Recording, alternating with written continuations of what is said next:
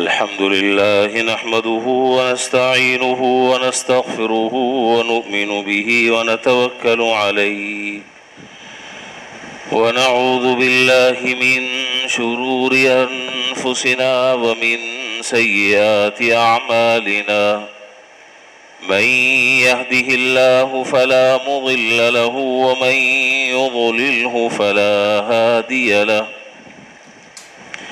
وأشهد أن لا إله إلا الله وحده لا شريك له وأشهد أن سيدنا وسندنا وشفيعنا ومولانا وحبيبنا محمدا عبده ورسوله صلى الله تعالى عليه وعلى آله وأصحابه وبارك وسلم تسليما كثيرا كثيرا.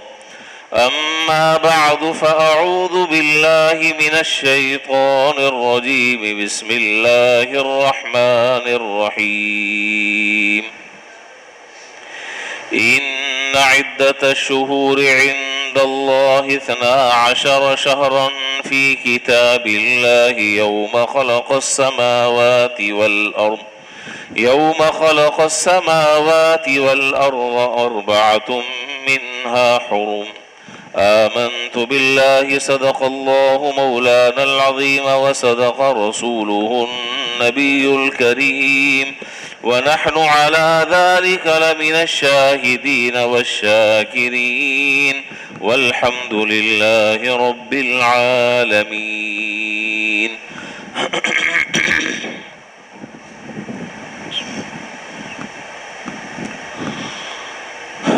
بزرگان محترم و برادران عزیز،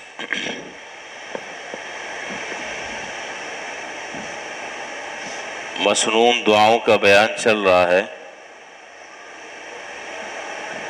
اب تک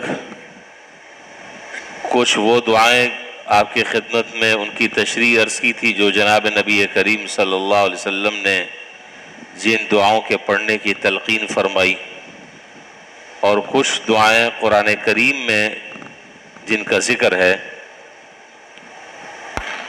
کچھ ان دعاؤں کی تشریح آپ کے سامنے عرض کی ہے. آج کی جو گفتگو ہے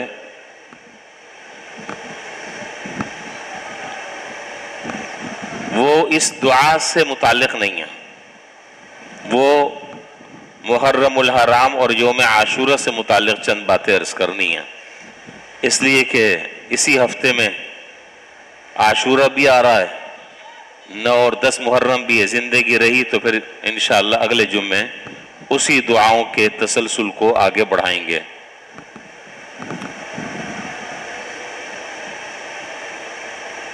اللہ تعالیٰ کے نزدیک مہینوں کی تعداد 12 ہے. یہ 12 کی تعداد آج سے نہیں ہے، یہ جس دن سے اللہ تعالیٰ نے آسمان اور زمین کو پیدا فرمایا اس دن سے یہ مہینے 12 ہی ہیں. منہا 4 حرم، ان میں سے 4 مہینے جو ہیں وہ حرمت والے مہینے.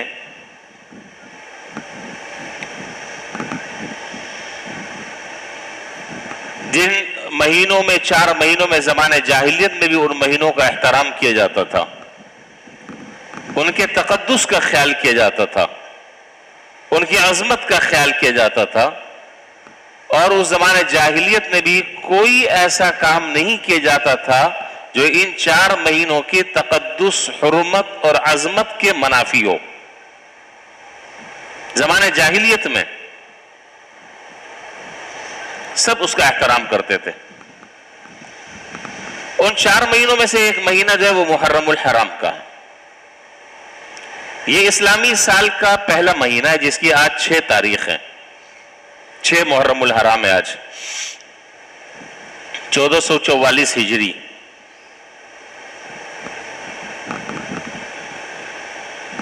مہینے تو سارے اللہ تعالیٰ کے بنائے ہوئے ہیں، 12 کے 12 مہینے. اسلامی مہینہ محرم الحرام سے شروع ہوتا ہے اور ذی الحجہ پر ختم ہوتا ہے. جیسے سن عیسوی جنوری سے شروع ہوتا ہے اور دسمبر پر آ کر اس کا اختتام ہوتا ہے. تو یہ 12 کے 12 مہینے محرم، صفر، ربیع الاول، ربیع الثانی، جمادی الاولیٰ، جمادی الثانی، رجب، شعبان، رمضان، شوال، ذی القعدہ، ذی الحجہ، یہ سب اللہ تعالیٰ کے بنائے ہوئے ہیں.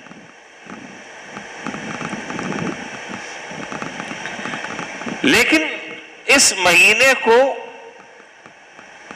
اللہ کا مہینہ قرار دیا ہے. مہینے تو سارے اللہ کے ہیں، میرے اور آپ کے تو ہے نہیں. اللہ کا قرار دیا، یعنی اس مہینے کی نسبت اللہ کی طرف کی ہے احادیث میں کہ یہ مہینہ اللہ کا ہے. تو علماء نے لکھا کہ یہ جو نسبت اللہ تعالیٰ کی طرف ہو رہی ہے، یہ نسبت اس کی عظمت کو اور زیادہ اٹھا رہی ہے، اس کی عظمت کو اور زیادہ بیان کیا جا رہا ہے. یہ ایسے ہی ہے جیسا کہ بعض چیزوں میں آپ نے دیکھا ہوگا کہ ان کی نسبت اللہ تعالیٰ کی طرف کی جاتی ہے.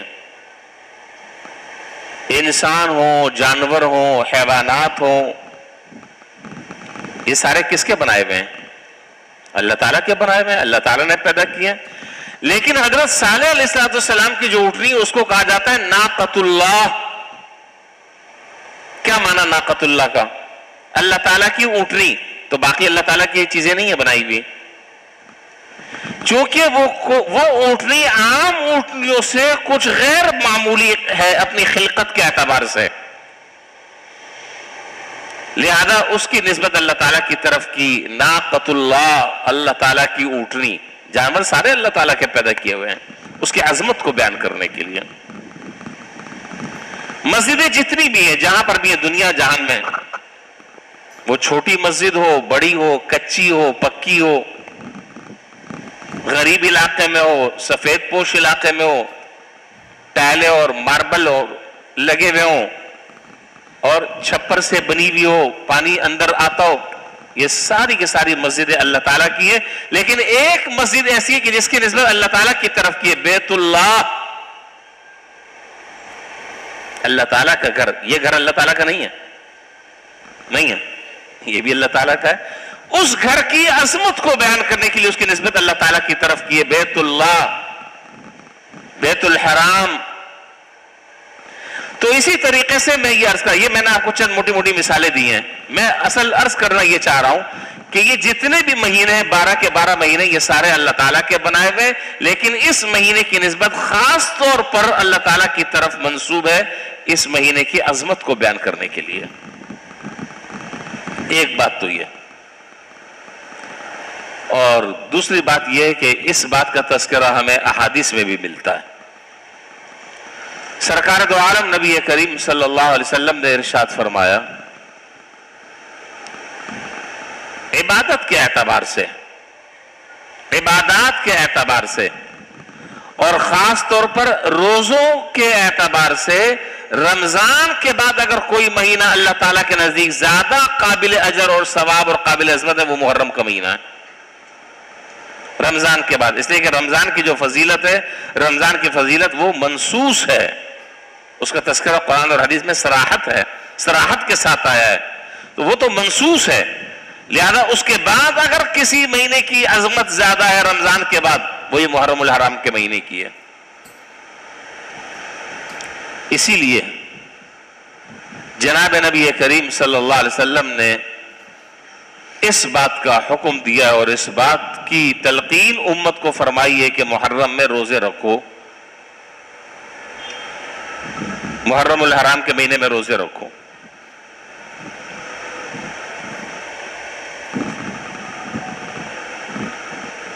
حضرت امام غزالی رحمۃ اللہ علیہ نے اپنی شرح آفاق کتاب احیاء العلوم میں، جو اصل تو عربی میں ہے، اس کا اردو ترجمہ بھی چھپا ہوا ہے، حضرت امام غزالی رحمۃ اللہ علیہ نے فرمایا کہ بڑی اہم بات میں کرنے لگا ہوں اور بڑے تجربوں کی ان بزرگوں نے اور بڑوں نے یہ باتیں ارشاد فرمائی ہیں. اللہ تعالی ہمیں عمل کی توفیق عطا فرما دے اور دماغ میں اور ذہن میں یہ بات کسی کونے گوشے میں بیٹھ جائے تو بڑے کام کی باتیں ہیں۔ حضرت امام غزالی رحمۃ اللہ علیہ نے فرمایا کہ اگر کوئی شخص محرم کا مہینہ جو کہ اسلامی سال کا پہلا مہینہ ہے، اس اسلامی سال کے پہلے مہینے میں اگر کوئی آدمی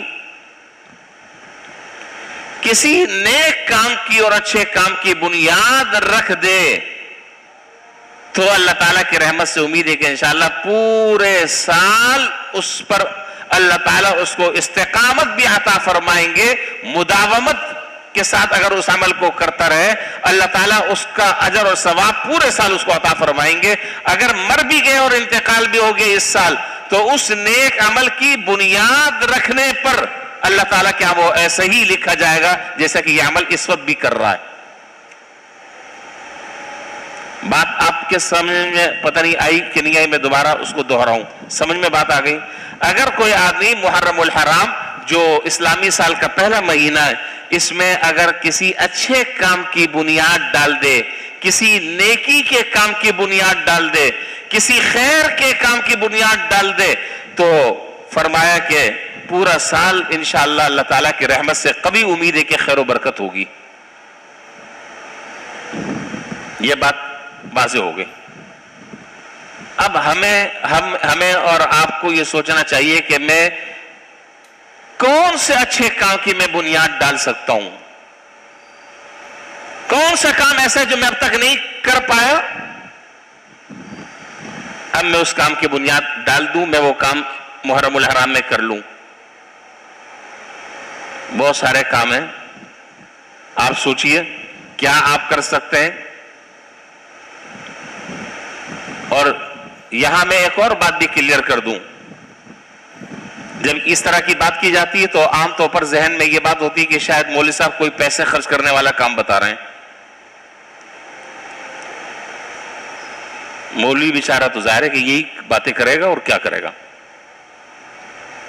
نہیں، ہمارے ہاں اس کے علاوہ بھی اور بہت سی باتیں ہوتی ہیں جس کا تعلق پیسے سے نہیں ہوتا۔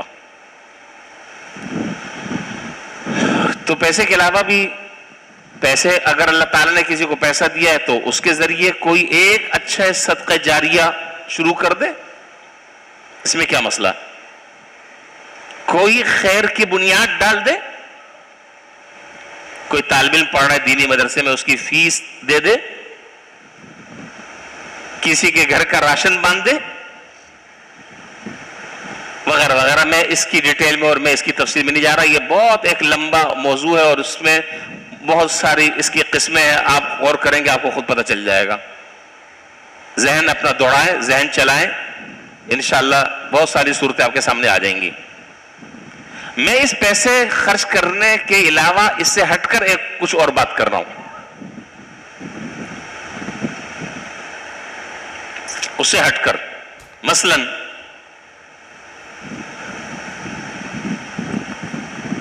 دو رکعت روزانہ آدمی صلاۃ التوبہ پڑھ لے، 2 رکعت نفل نماز شکرانے کے پڑھ لے روزانہ،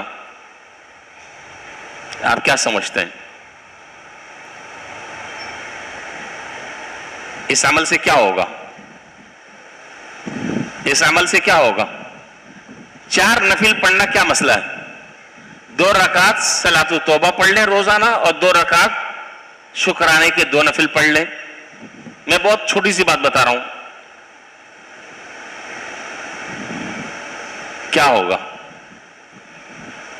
انشاءاللہ اس کی برکت سے اللہ ایمان پر خاتمہ فرمائیں گے،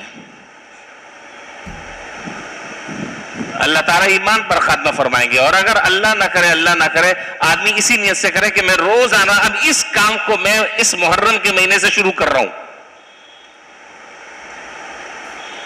امید اللہ تعالیٰ کی رحمت سے کہ انشاءاللہ پورے سال اس کی توفیق بھی ہوگی، اس کی ظاہری اور باطنی برکتیں بھی اللہ تعالیٰ عطا فرمائیں گے۔ اور اللہ نہ کرے وقت پورا ہو گیا اور دنیا سے چلے گئے تو جو نیت کی تھی اللہ تعالیٰ اس نیت کے مطابق اس کا مسلسل اجر اور ثواب دیتے رہیں گے۔ نیت المؤمن خیر من عملی، مومن کی نیت جو ہے وہ اس کے عمل سے بہتر ہے. جب تک توفیق مل رہی ہے کرتے رہے، جب نہیں کر سکے نیت کر لی تھی، کھاتا کھول دیا ہم نے، چاہے اس عمل کے کرنے کا موقع ملا ہو یا نہ ملا ہو. اعمال نامہ میں ہم نے اعمال نامہ اور کھاتا جو ہے وہ کھول دیا ہے، چل رہا سلسلہ.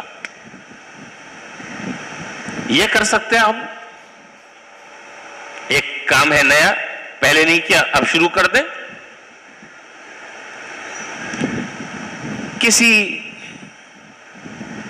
2 آدمی کو 3 آدمی کو، میں اس کی ڈیٹیل میں اگر جاؤں، اس کی باریکیوں میں جاؤں تو میں اصل جو باتیں مجھے آج عرض کرنی وہ ساری باتیں میری رہ جائیں گی. بس ایک اور مثال دے کر میں اپنی بات آگے بڑھاتا ہوں. آپ سوچئے گا کیا کیا کام کر سکتے ہیں. 1 آدمی کو، 2 آدمیوں کو، 3 آدمیوں کو روزانہ کی بنیاد پر نماز کی دعوت دے دیں. کیا پیسہ لگا ہے؟ پیسہ خرچ ہوا ہے؟ چیک بنانا پڑا؟ کچھ بھی نہیں، 1 پائی پیسہ نہیں لگا. اب وہ نماز کے لیے آتا ہے یا نہیں آتا، اس کا ذہن مانتا ہے نہیں مانتا، اس کے قدم مسجد کی طرف اٹھتے ہیں نہیں اٹھتے، لیکن آپ نے اپنا کام کر دیا. کیا خیال ہے؟ محنت کوئی بھی نہیں ہے. موقع نکال کر بہتر طریقے سے، اچھے انداز سے، خیر خواہی، ہمدردی کے جذبے سے، پیار اور محبت سے اس کو سمجھاؤ کہ بھائی عمر تمہاری کتنی گزر گئی ہے، پتہ نہیں کب وقت آ جائے. اب تک نمازیں شروع نہیں کی، اب شروع کر دو اللہ کا نام لے کے. وہ 10 بہانے بنائے گا، آپ اس کو قائل کریں. بنیاد ڈال دیں خیر کی اس مہینے میں. پتہ نہیں بات آپ سمجھ رہے ہیں کہ نہیں؟ بنیاد ڈال دیں خیر کی، بہت بڑا عمل ہے. یا کسی شخص کے کان میں کوئی ایک اچھی بات ڈال دیں، کوئی اور صدقہ جاریہ کا کام کر لیں. بہت سارے خیر کام ہیں. اس کو سوچئے گا سنجیدگی کے ساتھ، اس پر غور کریے گا میں کیا کیا کام اپنے دائرے اختیار میں رہ کر میں کر سکتا ہوں. انشاءاللہ سوچیں گے 10 راستے جو ہے وہ نکلیں گے. 10 راستے. تو حضرت امام غزالی رحمۃ اللہ علیہ کی میں بات عرض کر رہا تھا. آپ نے فرمایا کہ اگر کوئی آدمی محرم الحرام کے مہینے میں اگر کسی خیر کی بنیاد ڈالتا ہے، کسی اچھے عمل کی بنیاد ڈالتا ہے، کسی نیکی کی بنیاد ڈالتا ہے، کسی صدقہ جاریہ کی بنیاد ڈالتا ہے، تو پورے سال انشاءاللہ اللہ تعالیٰ کی رحمت سے امید ہے کہ اس کا سال پورا خیر و برکت، پورے سال خیر و برکت رہے گی. اللہ تعالیٰ میں ان باتوں پر عمل کی توفیق عطا فرمائے. دوسری بات یہ کہ میں نے عرض کیا تھا کہ رمضان کے مہینے کے بعد اگر کوئی مہینہ زیادہ اللہ تعالیٰ کے نزدیک قابل تعظیم اور قابل احترام ہے اور جس میں زیادہ عبادات کرنے کا حکم ہے، وہ محرم الحرام کا مہینہ ہے. چنانچہ فتح الملہم میں علامہ شبیر احمد عثمانی رحمۃ اللہ علیہ نے مسند احمد کی ایک روایت نقل فرمائی ہے جو حضرت عبداللہ بن عباس رضی اللہ تعالیٰ عنہما سے منقول ہے. اور آپ کو یہ بات بھی معلوم ہوگی کہ ویسے تو پورے مہینے آدمی روزہ رکھے بہت اچھی بات ہے، جتنے دن رکھے اچھی بات ہے، لیکن 9 اور 10 محرم اس کو اگر روزہ رکھا جائے تو بڑا ثواب ہے، بڑا اجر ہے. پہلے میں روایت ذکر کر دیتا ہوں، پھر اس کے بعد اس روایت پر میں بات کروں گا.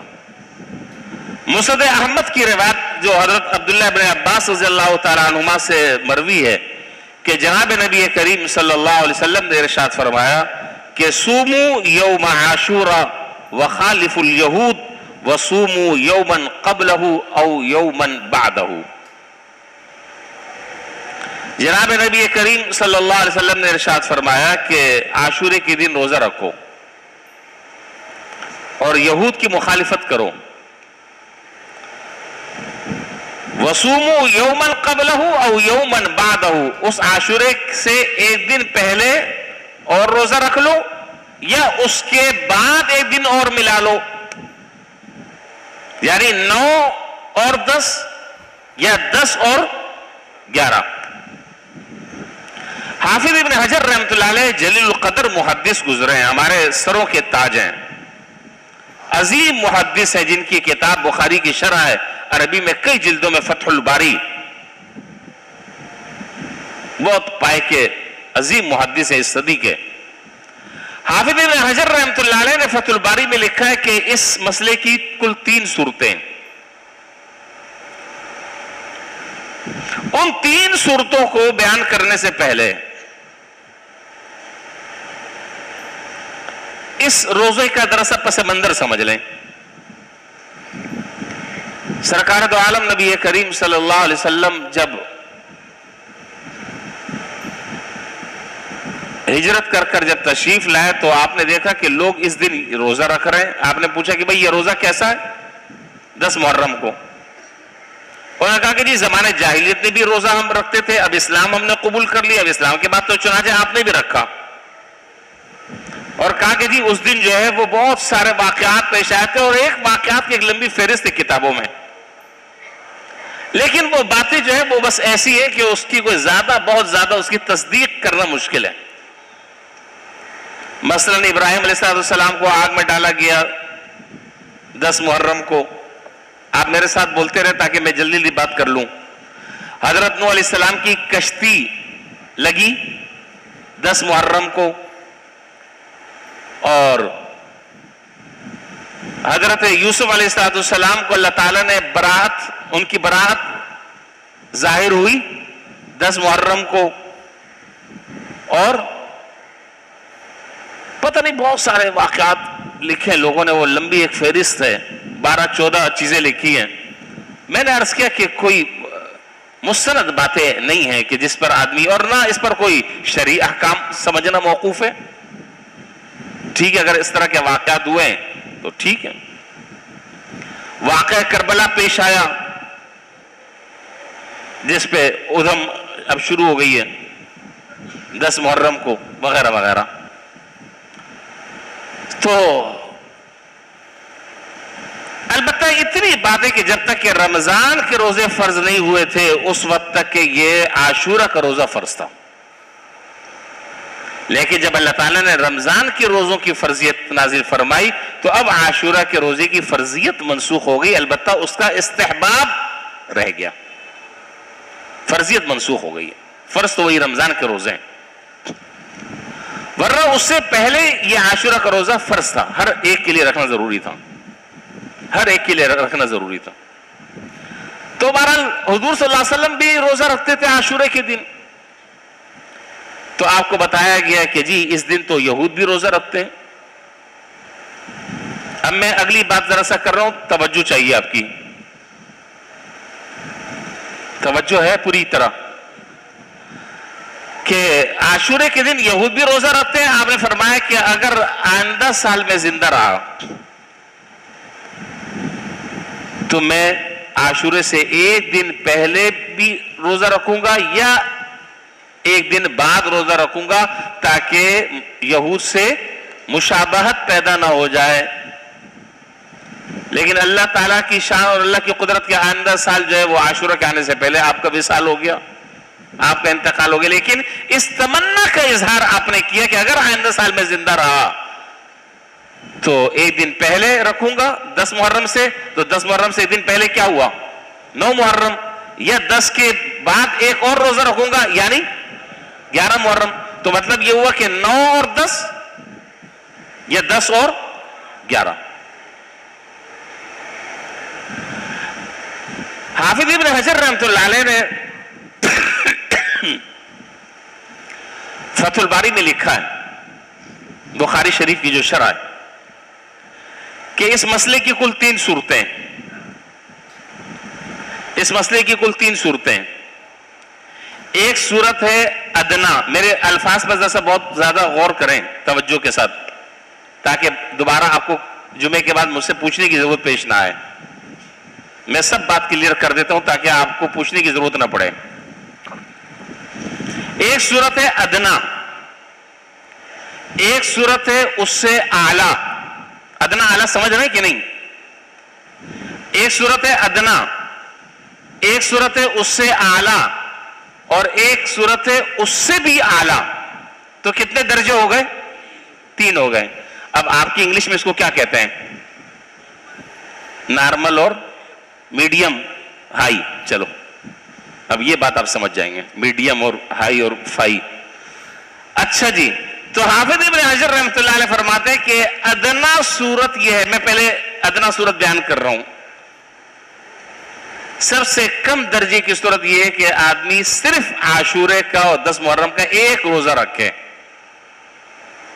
جائز ہے، نہ حرام ہے، نہ گناہ ہے، نہ اس پر خدا نہ خواستہ کوئی مواخذہ ہے، نہ کوئی پوچھ گچھ ہے. یہ سب سے ادنا صورت ہے کہ ایک روزہ رکھے. یہاں تک بات سمجھ میں آ گئی سب ساتھیوں کو؟ اس کے بعد اس سے اگلا درجہ جو ہے وہ کاہے کا ہے؟ اعلیٰ. کیا؟ میڈیم. میڈیم چھوڑو یار، اعلیٰ. اعلیٰ درجہ، ان الفاظ میں بڑی چاشنی ہے، یہ میڈیم اور فیڈیم اس کو چھوڑو. اچھا جی، اس کے بعد ہے درجہ اعلیٰ. اعلیٰ درجہ کیا ہے؟ اعلیٰ درجہ یہ ہے کہ 9 اور 10 محرم کو روزہ رکھے، یا 10 اور 11 محرم کو روزہ رکھے، یعنی 2 روزے رکھے. کلیئر؟ تیسری جو صورت ہے وہ ہے سب سے بڑھیا صورت اور سب سے اعلیٰ صورت، وہ یہ ہے کہ 3 روزے رکھے. کتنے؟ 3 روزے رکھے. یہ سب سے اعلیٰ صورت ہے. کیوں؟ اس لیے کہ جناب نبی کریم صلی اللہ علیہ وسلم کا معمول مبارک یہ تھا کہ ہر مہینے آپ 3 روزے رکھتے تھے. اگر اس اتباع میں رکھا جائے تو اس پر اور زیادہ اجر اور ثواب ملے گا. یہ حافظ ابن حجر رحمۃ اللہ علیہ کی تحقیق ہے. میرا خیال بات اب واضح ہو گئی. اب مزید اس پر بات کرنے کی اور سوال جواب کی اب پوچھنے کی ضرورت شاید آپ کو پیش نہ آئے کہ جی اچھا اگر ایک روزہ رکھ لیا تو کیا ہوا. اب میں نے ساری بات بتا دی ہے. ایک روزہ رکھنا سب سے ادنا درجہ ہے، جائز ہے، مستحب ہے، کوئی گناہ کی بات نہیں ہے، حرج کی بات نہیں ہے. البتہ اس سے جو دوسرا اسٹیپ ہے اعلیٰ، وہ یہ ہے کہ 9 اور 10 کو رکھ لے یا 10 اور 11 کو رکھ لے.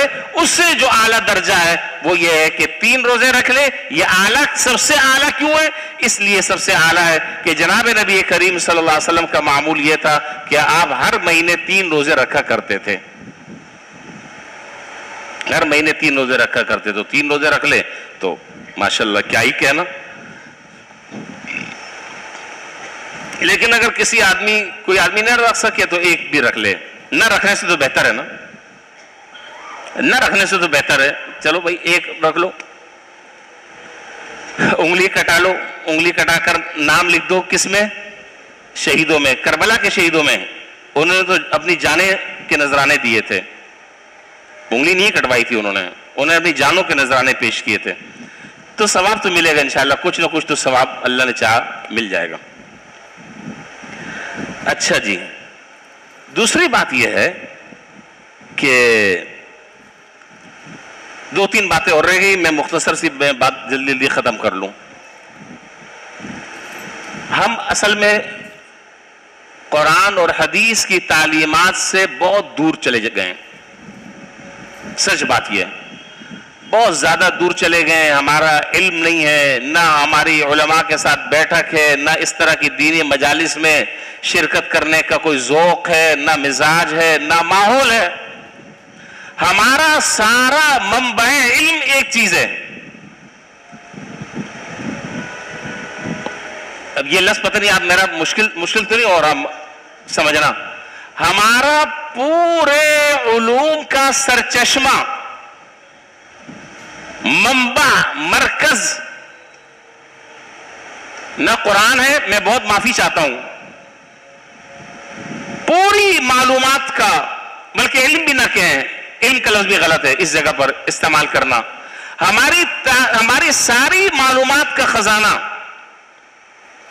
ہماری تمام معلومات کا دائرہ کار، ہماری ساری معلومات کا اول اور آخر ایک چیز ہے، نہ قرآن ہے، نہ حدیث ہے، نہ اپنے اکابرین اور اسلاف کی زندگی ہے، نہ اپنے بڑوں کا عمل ہے، کچھ نہیں، سب ایک طرف ہے۔ ایک چیز ہے ہماری ساری معلومات کا خزانہ، منبع، مرکز، وہ کیا ہے؟ کہاں سے آواز آئی؟ ماشاءاللہ، اقبال صاحب نے بہت اچھی بات کی، موبائل، اور موبائل میں بھی گوگل، مولانا گوگل صاحب، علامہ گوگل، واٹس ایپ، فیس بک، ہاں، یہ ہے ساری ہمارے معلومات کا منبع اور مرکز۔ بس جو گوگل بتا رہا ہے، جو واٹس ایپ بتا رہا ہے، جو فیس بک میں آ رہا ہے، بس وہ ہے۔ قرآن ایک طرف، حدیث ایک طرف، تاریخ ایک طرف، صحابہ کی زندگی ایک طرف، تابعین اور تبع تابعین کی زندگی ایک طرف۔ ہمارے ماحول سے، ہمارے مزاج سے یہ چیزیں میل ہی نہیں کھاتی۔ میں غلط تو نہیں کہہ رہا، اللہ ماشاء اللہ، ورنہ عمومی طور پر اگر آپ دیکھیں تو بس یہ وہ گوگل میں نے سرچ کیا تھا، وہ سرچ بھی نہیں کیا تو وہاں سے یہ جواب آ گیا۔ تو بھائی ہمارا جو اصل بحیثیت مسلمان، ہماری جو اصل بنیاد اور اساس ہے بحیثیت مسلمان، ایز اے مسلم، ہماری جو بنیاد ہے وہ ہے قرآن، وہ ہے حدیث، وہ ہے حضرات صحابہ کا اجماع، وہ ہے حضور کی زندگی، وہ ہے صحابہ کی زندگی، وہ ہے تابعین کی زندگی، وہ ہے تبع تابعین کی زندگی، ان کی تعلیمات، ان کے ارشادات، ان کے فرمودات، ان کے ملفوظات، یہ ہمارے لیے قابل عمل اور قابل حجت ہے۔ میرا یہ عقیدہ ہے، میرا یہ نظریہ ہے۔ اب آپ میرے نظریے سے اتفاق کرتے ہیں تو ٹھیک ہے، نہیں کرتے تو کوئی لڑائی نہیں ہے۔ آپ کو آپ کا نظریہ مبارک ہو، مجھے میرا نظریہ مبارک ہو، اس میں کوئی لڑائی جھگڑا ہے نہیں۔ میں جہاں تک سمجھتا ہوں بحیثیت ایک طالب علم کہ اگر ہماری دنیا اور آخرت کی نجات، صلاح اور فلاح اگر اللہ تعالی نے رکھی ہے، وہ قرآن اور حدیث میں رکھی ہے۔ یہ ہمارا اساس، یہ ہماری بنیاد، اور یہ ان کی تعلیمات کی روشنی میں اگر ہم زندگی گزاریں تو انشاءاللہ ہماری دنیا بھی کامیاب ہوگی اور ہم آخرت میں بھی کامیاب ہوں گے۔ باقی سب چیزیں بیکار کی ہیں۔ اچھا جی، تو بات یہ ہے، وقت بھی ہو چکا ہے۔ یہ سو ساری باتیں ابتدائی باتیں تھی، اب میں اصل بات کی طرف آ رہا ہوں۔ اللہ کرے میں جلدی جلدی بات کر لوں، میری بات آپ سمجھ لیں اچھی طرح اور اس پر عمل کرنے کے اللہ تعالیٰ میں توفیق عطا فرما دیں۔ محرم الحرام کو قرآن اور حدیث سے ہمیں سمجھنا چاہیے،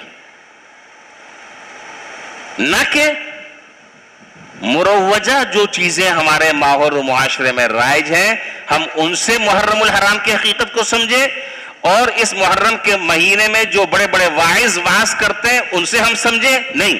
قرآن اور حدیث کے ذریعے ہمیں سمجھنا چاہیے کہ محرم الحرام کی حقیقت کیا ہے۔ اب وہ پوری حقیقت میں آپ کو اس مختصر وقت میں نہیں سمجھا سکتا، البتہ چند شارٹ کٹ باتیں، چند مختصر باتیں میں عرض کر دوں۔ نمبر 1، اسلامی روایات، احادیث، حضور اکرم صلی اللہ علیہ وسلم کی حیات طیبہ، آپ کی سیرت طیبہ، وہ ہمیں یہ بتلاتی ہے کہ محرم کا مہینہ کوئی منحوس مہینہ نہیں ہے۔ سمجھ رہے ہیں بات؟ مختصر بات کر رہا ہوں، اس کو ذہن میں بات بٹھا لیں۔ محرم کا مہینہ اسلامی تعلیمات کی روشنی میں کوئی غم کا مہینہ نہیں ہے، منحوس مہینہ نہیں ہے، اس میں غم منانے کے کوئی شرعی احکام نہیں ہے۔ اور غم کا مہینے کا کیا معنی کہ بہت سارے لوگ ایسے ہیں کہ جو اس محرم میں شادی نہیں کرتے، کہتے ہیں کہ جی شادی کریں گے تو وہ شادی کیا ہو جائے گی؟ ناکام ہو جائے گی۔ کیوں بھائی؟ کہتے ہیں کہ اس لیے کہ اس مہینے میں واقعہ کربلا پیش آیا، حضرت امام حسین رضی اللہ تعالیٰ عنہ کی کیا ہوئی؟ بولے نا بھائی، شہادت ہوئی۔ میں آپ سے یہ پوچھتا ہوں، شہادت کوئی منحوس چیز ہے؟ یہ شہادت اچھی چیز ہے جی؟ مبارک چیز ہے، شہادت تو بہت اچھی چیز ہے، تو پھر نحوست کہاں سے آ گئی؟ نحوست کہاں سے آ گئی؟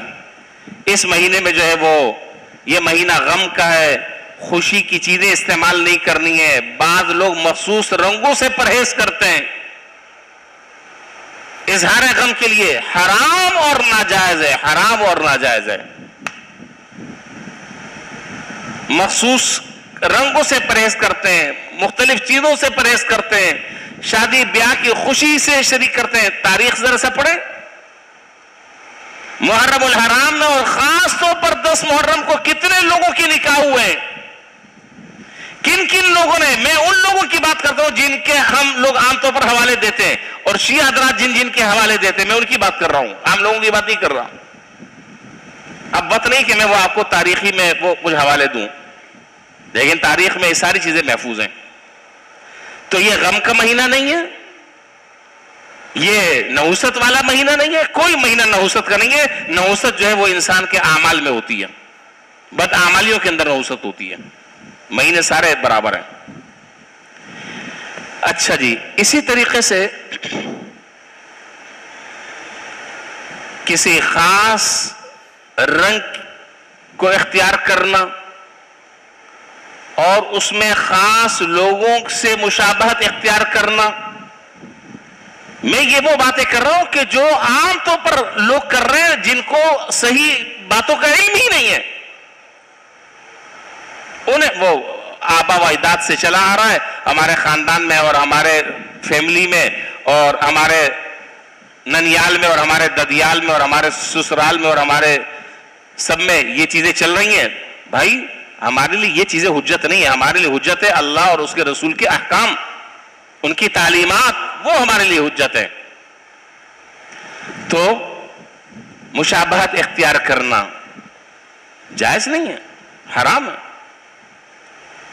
اور صرف میں ایک بات یہاں پر میں عرض کروں گا. خواجہ نظام الدین اولیاء رحمت اللہ علیہ, نام سنا آپ نے؟ کون ہے؟ بہت بڑے بزرگ گزرے ہیں. حضرت خواجہ نظام الدین اولیاء رحمت اللہ علیہ, ان کی ایک کتاب ہے, اس کتاب کا نام ہے فوائد الفوات. اصل تو یہ کتاب فارسی میں ہے, لیکن اب اس کا اردو ترجمہ چھپ چکا ہے, اردو میں بھی مل جائے گی آپ کو. کتاب کا نام ہے فوائد الفوات. اس کتاب میں حضرت خواجہ نظام الدین اولیاء رحمت اللہ علیہ نے لکھا, یہ جو لوگ مشابہت اختیار کرتے ہیں نا, یہ ان کے لیے میں بات کر رہا ہوں. اچھی طرح وہ سن لے کان کھول کر. ہمارا کام ہے بات پہنچا دینا بس, اس کے بعد ہماری ذمہ داری ختم. عمل کرنا نہ کرنا یہ سامنے والوں کی ذمہ داری ہے. حضرت خواجہ نظام الدین اولیاء رحمت اللہ علیہ نے فرمایا کہ ایک مرتبہ یہودیوں کا ہولی کا دن تھا. ہولی جانتے ہیں؟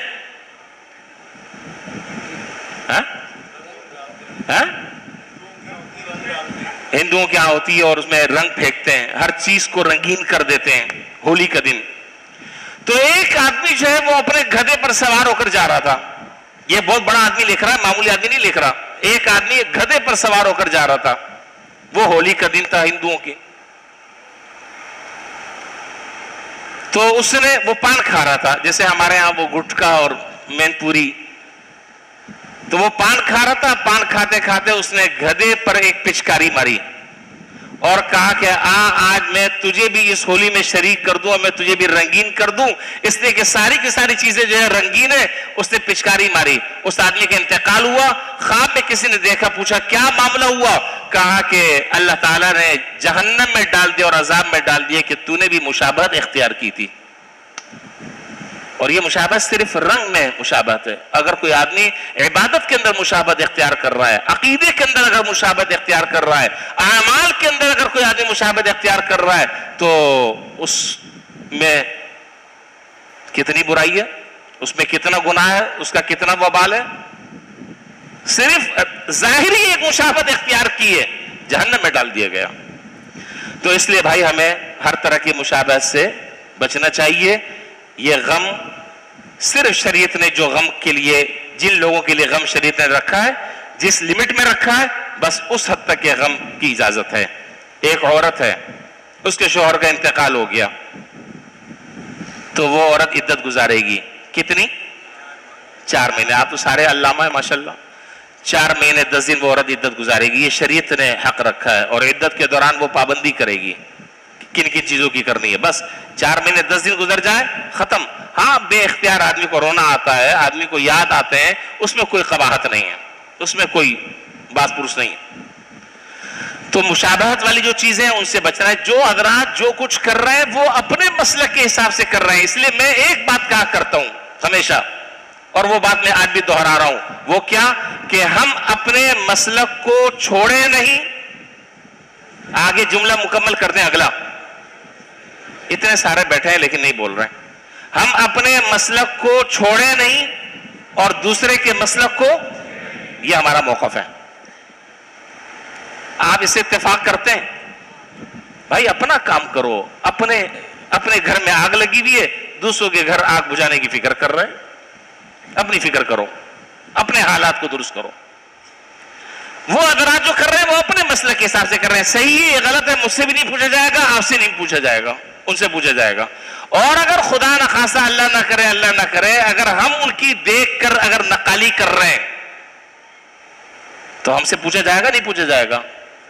پوچھا جائے گا, جواب ہمیں دینا ہوگا. تو ان چیزوں سے بچیں.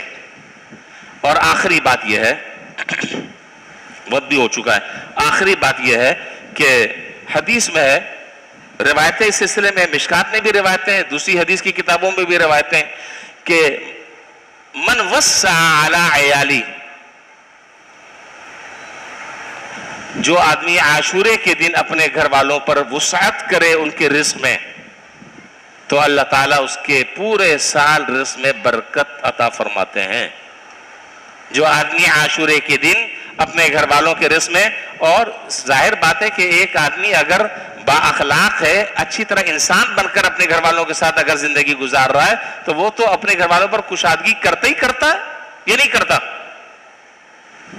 بھائی ایک آدمی خاندانی ہے, ایک آدمی اچھے اخلاق اور اعمال کا حامل ہے, اس کے سامنے قرآن اور حدیث ہے, وہ تو اپنے گھر والوں کے خرچے میں اپنی گنجائش کے مطابق توسع کرتا ہے.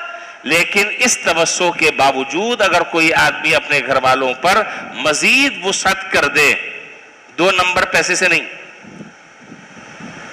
2 نمبر پیسے سے نہیں, حلال طریقے سے دائرے کے اندر رہ کر, تو بزرگوں نے فرمایا کہ تجربہ یہ ہے کہ اللہ تعالیٰ اس کے سال میں, پورے سال اللہ تعالیٰ رزق میں برکت عطا فرماتے ہیں. اب اس کے بعد باقی یہ سوالات رہ گئے, جی وہ کھچڑا بنانا, حاجی وہ کون سے ہیں حاجی صاحب جو حاجی گھسیٹا حلیم والے, اچھا وہ حلیم بنانا کیسا ہے اور کھچڑا بنانا کیسا ہے اور فلانا کیسا ہے. میں نے بس عمومی طور پر میں نے ہر بات کا ایک جواب دے دیا کہ اپنے گھر والوں پر حدیث میں کھچڑے کا تذکرہ نہیں ہے, حلیم کا تذکرہ نہیں ہے.